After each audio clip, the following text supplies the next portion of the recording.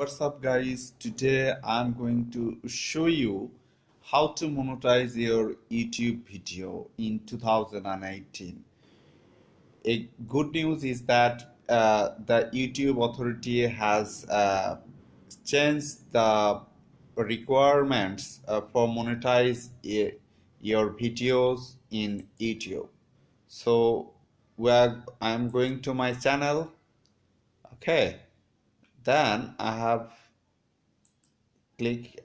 to click here, and then I have to go to here, monetization, right? Okay, so you can have to get ads from YouTube, you have to fulfill this criteria. uh, at least you have to have at least 4,000 hours watch time, right? And you have to have 1,000 subscriber. Okay, then YouTube will will automatically review your channel for their partner programs, and you will get ads from YouTube. Here you see was hours in the previous 12 months. Here I have gotten only 903 hours, and I need 4,000 hours watch time.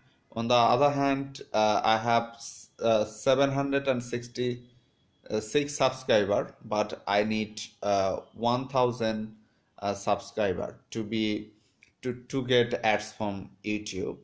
So this is the great news for great creator, but this is the bad news for bad creator.